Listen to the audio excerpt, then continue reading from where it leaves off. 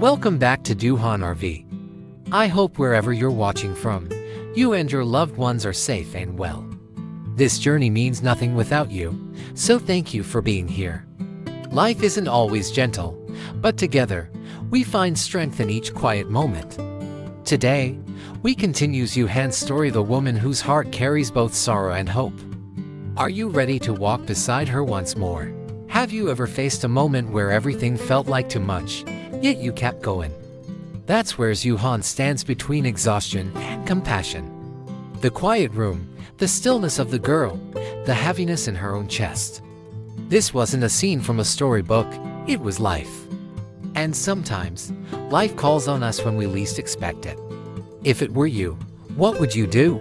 If this moment stirred something in your heart, don't forget to support the journey. Like this video, subscribe to the channel, and tap the bell icon so you're here for every chapter. Dieu Han's story is only just unfolding, and who knows? One simple act of kindness may change everything. Share your thoughts in the comments because your voice matters more than you know. The first thing she noticed was the ceiling, unfamiliar, quiet, and warm. She blinked slowly, unsure if she was dreaming. Her limbs felt heavy, her throat dry. Somewhere nearby, a soft clinking sound echoed the noise of a spoon hitting a bowl. She turned her head slightly and saw the morning light slipping through an open window. Confusion mixed with faint relief. She was alive. But where was she? The ceiling above her looked unfamiliar. Blinking slowly, she sat up, her body heavy and sore. Her fever hadn't fully broken. She didn't know where she was, but she wasn't outside anymore. Weak curiosity pushed her legs to move. She stood and took a few slow steps toward the door. As she pulled it open, morning light streamed in. Just outside, a little boy stood nearby. And a woman was washing dishes in the courtyard. Tom was just a few steps away, standing close to her legs. He didn't seem afraid. In fact, he looked at her curiously, like he recognized something gentle in her eyes.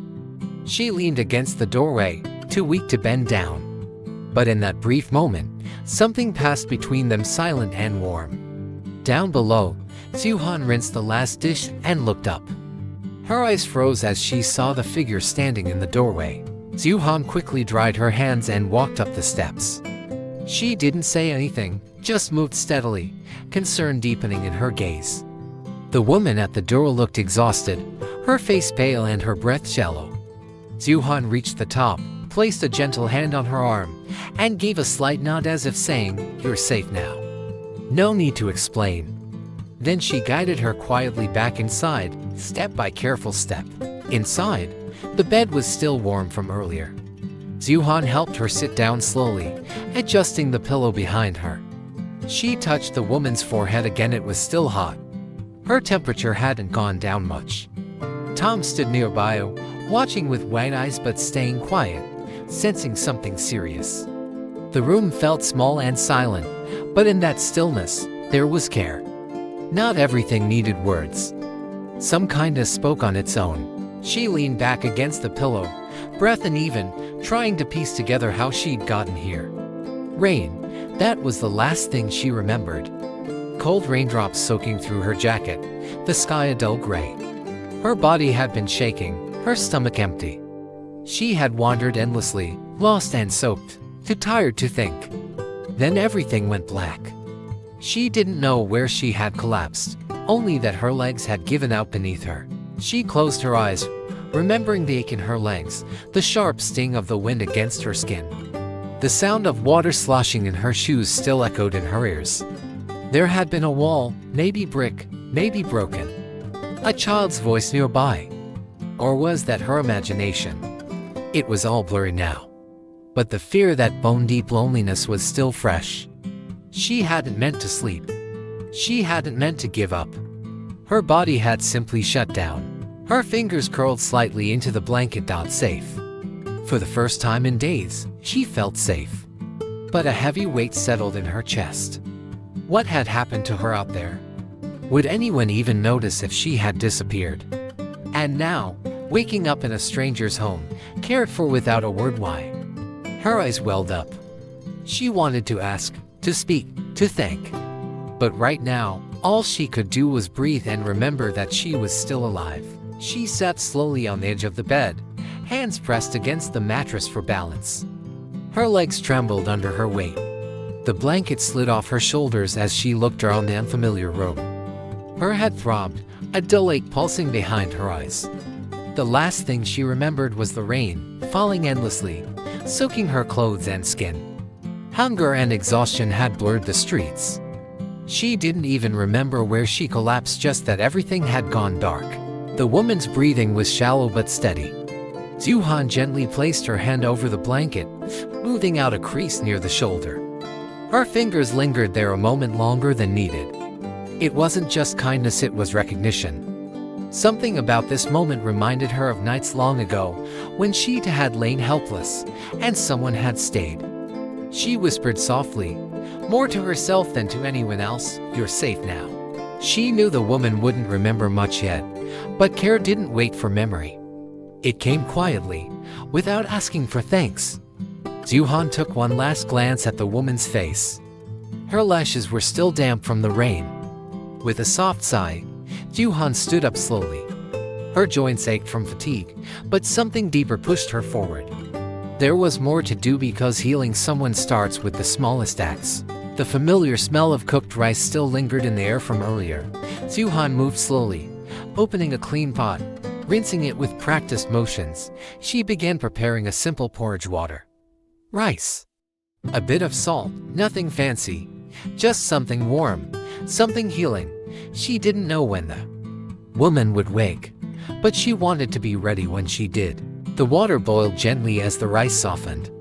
Steam rose, wrapping her tired face in warmth. For a moment, Dieu Han leaned against the counter, breathing in the scent. She thought of nothing and everything. Of how a day could change, how strangers could enter your life with no warning. She didn't know this woman's story, but she knew what it meant to be lost. That was enough. She stirred the pot gently, listening to the soft bubbling sound. There was comfort in repetition. It made things feel manageable. As she prepared a bowl to cool, her eyes flickered to the closed bedroom door. A quiet hope nestled in her chest. Not every stranger stays. Not every gesture is remembered. But maybe, just maybe, this small kindness would matter in ways she couldn't yet imagine. The porridge was ready. Dieu Han turned off the stove and stood silently for a moment. She ladled the warm, soft rice into a clean ceramic bowl. Her hands moved slowly, as if each motion carried weight. There was something sacred about preparing food for someone fragile. She placed the bowl on a small tray, along with a spoon and a glass of water. Then she wiped her hands and took a breath. It was time to go upstairs. The wooden stairs creaked under her feet as she walked slowly, both hands steadying the tray. Each step felt heavier than usual, not just from the weight, but from everything resting inside her. She wondered if the woman had stirred, if the fever had gone down even a little. At the top of the stairs, Dieu Han paused. A soft light from the hallway spilled across the floor. Her fingers tightened around the edge of the tray. She stepped forward. She nudged the bedroom door open with her shoulder, careful not to spill a drop. The room was quiet, only the faint rise and fall of breathing could be heard. Dieu Han placed the tray on the table beside the bed. The steam curled softly in the air. Dancing in silence, Dieu Han gently leaned forward and touched the woman's shoulder. Her voice was soft but steady. "You should eat a little," she said. The woman stirred, her eyelids fluttering before slowly opening. Confused for a moment, her eyes darted around, then met Dieu Han's calm gaze. Dieu Han offered a faint smile, then carefully slid one arm behind the woman's back, helping her sit upright against the pillow. "You're safe now," she whispered. The woman nodded weakly, her body still heavy with fatigue. Dieu Han reached for the bowl of porridge, tested the warmth with a quick stir, then brought a spoonful to the woman's lips. She hesitated, then accepted it slowly. Each bite was a struggle, but also a comfort warmth spreading from her throat to her chest. Dieu Han didn't rush her. She sat quietly beside the bed, spooning with care, waiting for each swallow before offering another. The silence between them wasn't empty. It was filled with something tender like trust in its earliest form. The woman's eyes shimmered faintly, though no words came. Dieu Han didn't ask for any. She knew healing took time, not just for the body but for wounds unseen. After a few more spoonfuls, the woman leaned back slightly, her breath slower now. Dieu Han wiped the edge of the bowl and whispered, "Just rest when you need to." After a long pause, the woman finally spoke. Her voice was raspy, barely louder than a whisper. "My name is Han," she said, avoiding eye contact. I had nowhere else to go. Dieu Han listened without interrupting. She saw the hesitation in Han's face, the way she clutched the blanket like armor. The silence wasn't uncomfortable. It gave Han space to breathe, to remember. She wasn't ready to cry, but the tremble in her voice betrayed her. After a long pause, the woman finally spoke. Her voice was raspy, barely louder than a whisper. "My name is Han," she said, avoiding eye contact. I had nowhere else to go. Dieu Han listened without interrupting. She saw the hesitation in Han's face, the way she clutched the blanket like armor. The silence wasn't uncomfortable. It gave Han space to breathe, to remember. She wasn't ready to cry, but the tremble in her voice betrayed her. "He used to be kind," Han continued, eyes still fixed on the floor. "He brought flowers once, even made me laugh. But that changed. Little things became reasons to scream, to hit. The first time, he said sorry. The second time, he didn't. The third, I stopped counting." Dieu Han's heart sank with every word. There was no need for graphic details, just the quiet devastation of someone who had once believed in love. "He threw me out in the middle of the day," she whispered, voice shaking. "I didn't even have time to pack a bag. I just walked out with nothing, no shoes, no money. The sun was high but the wind was cold, and by the time the clouds came, I had no place to hide. He didn't care where I ended up. He just wanted me gone. I wandered all afternoon," Han said. "The rain caught me near a small alley. I saw a tin-roofed shed and ran there, hoping to stay dry, but a man came out shouting, told me to leave. Didn't even look at me. I left without a word, soaked, shaking. My body already hurt from days of walking. That day just made it worse. I remember sitting by a broken wall," Han said, voice fading. "I couldn't walk anymore. I used a banana leaf to cover my head. The rain didn't stop. I don't remember falling asleep. I just shut down. My body gave up before my mind could. And when I woke up, I saw your face again. I thought maybe I had imagined it." Dieu Han reached out again, wrapping Han's hand in hers. "You're safe now," she said quietly. "You don't need to run anymore." Han didn't respond, but her shoulders relaxed slightly. The warmth of Dieu Han's kitchen, the quiet hum of the boiling kettle, even the plain walls, all of it felt like something she hadn't known in years. Safety.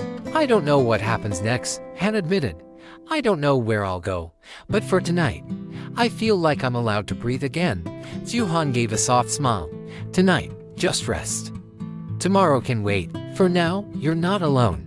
The past didn't disappear, but in this tiny house, a future no longer felt impossible." As Han spoke, Dieu Han sat silently beside her, heart heavy with echoes of her own past. Every word felt strangely familiar, like a mirror reflecting pain she had tried to forget. She didn't expect to find herself in Han's story, yet here she was reliving buried moments through someone else's voice. Her hands stayed still, but inside, emotions stirred like wind against glass. Was healing ever truly complete, or just a process we repeat for others? Dieu Han remembered the helplessness, the nights with no answers, the days pretending nothing was wrong. Han's trembling voice reopened those wounds, not to hurt, but to remind her that survival had come at a price, and that price was loneliness. Watching Han now, vulnerable and lost, she felt a quiet kinship, not pity. Recognition. Maybe this moment wasn't about saving someone else, it was about seeing herself again through another woman's truth. She didn't speak, didn't interrupt. The silence between them was sacred. Han needed to be heard. But deep down, Dieu Han wondered, had she truly healed, or just learned to carry her pain in silence? Seeing Han now made her question everything she thought she'd moved past.